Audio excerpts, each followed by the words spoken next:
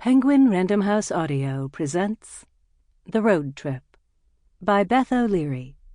Read for you by Josh Dillon and Eleanor Tomlinson.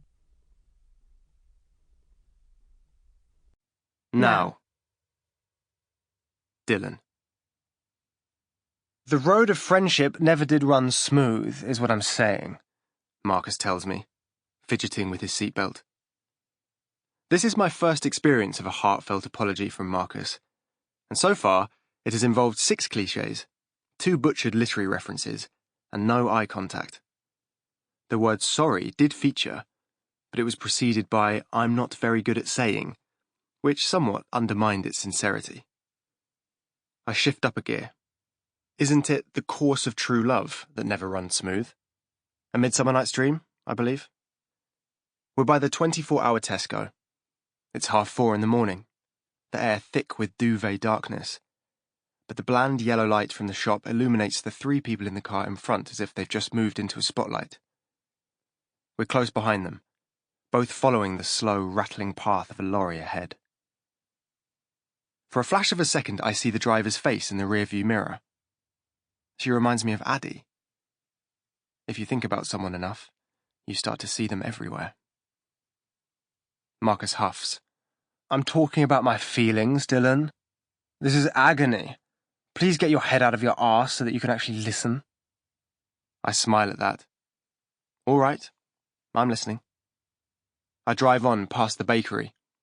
The eyes of the driver in front are lit again in the mirror, her eyebrows slightly raised behind squarish glasses. I'm just saying, we hit some bumps.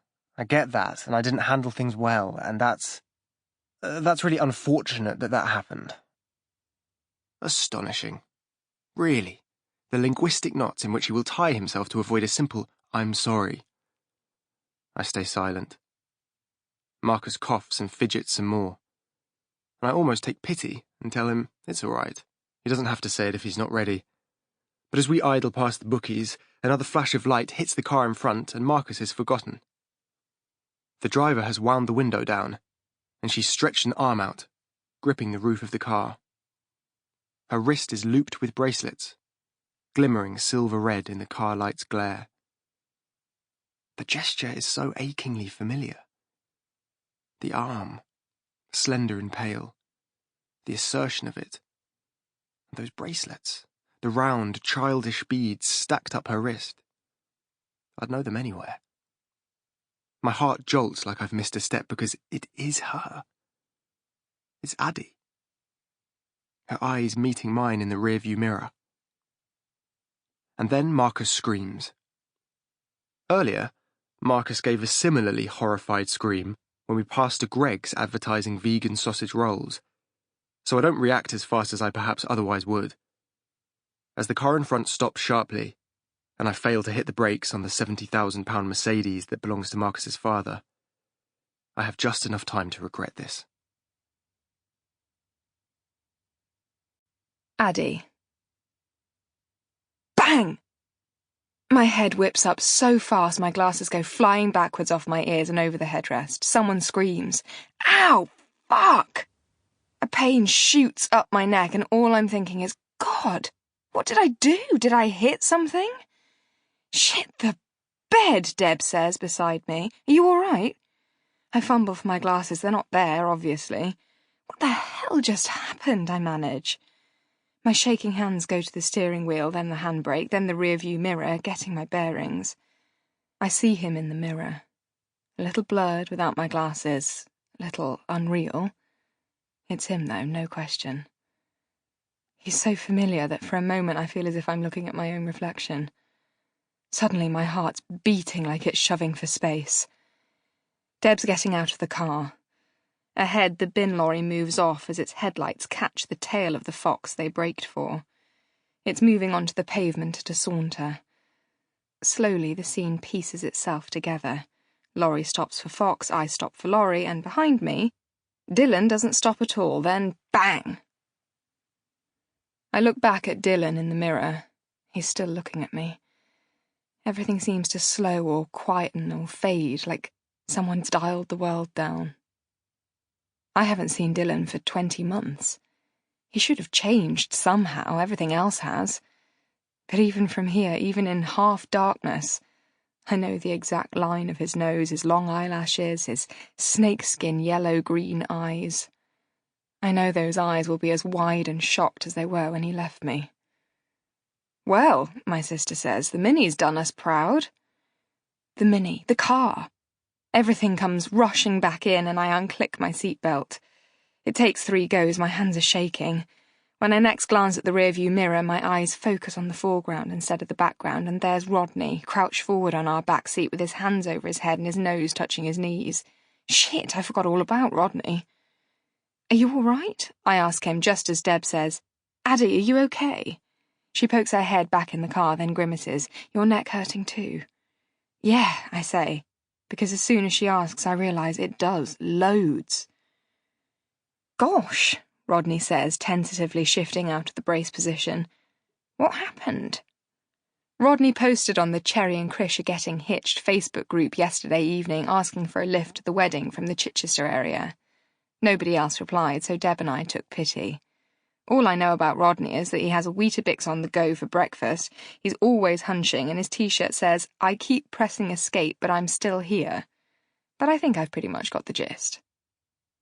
"Some arsehole in a Mercedes went into the back of us," Deb tells him, straightening up to look at the car behind. "Deb," I say. "Yeah?" "I think that's Dylan in that car." She scrunches up her nose, ducking down to see me again. "Dylan Abbott?" I swallow. "Yeah." I risk a glance over my shoulder, my neck protests. It's then that I notice the man stepping out of the Mercedes passenger seat. Slim-built and ghostly pale in the dark street, his curly hair just catching the light of the shop fronts behind him. There goes my heart again, beating way too fast. "He's with Marcus," I say. "Marcus?" Deb says, eyes going wide. "Yeah. Oh, God. This is awful. What am I meant to do now? Something about insurance? Is the car okay?" I ask. I climb out just as Dylan gets out of the Mercedes. He's dressed in a white tee with chino shorts and battered boat shoes on his feet. There's a carabiner on his belt loop disappearing into his pocket. It was my idea, that, to stop him always losing his keys. He steps forward into the path of the Mercedes headlights. He looks so handsome, it aches in my chest. Seeing him is even harder than I expected it to be. I want to do everything at once, run to him, run away, curl up, cry. And beneath all that, I have this totally ridiculous feeling that someone's messed up. Like, something didn't get filed when it should have up there in the universe, because I was supposed to see Dylan this weekend for the first time in almost 2 years. But it should have been at the wedding. "Addie," he says. "Dylan," I manage. "Did a Mini really just total my dad's Mercedes?" says Marcus. My hand goes self-consciously to my fringe. No makeup, scruffy dungarees, no mousse in my hair. I've spent bloody months planning the outfit I was supposed to be wearing when I saw Dylan again, and this was not it. But he doesn't scan me up and down. Doesn't even seem to clock my new hair colour. He meets my gaze and holds it. I feel like the whole world just stumbled and had to catch its breath. "Fuck me," says Marcus. "A Mini! The indignity of it!" "What the hell?" Deb says. "What were you doing? You just drove into the back of us."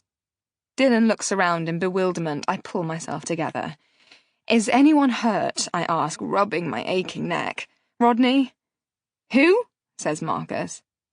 "I'm okay," calls Rodney, who's still in the back seat of the car. Deb helps him climb out. I should have done that. My brain feels kind of scrambled. "Shit," says Dylan, finally registering the crumpled bumper of the Mercedes. "Sorry, Marcus."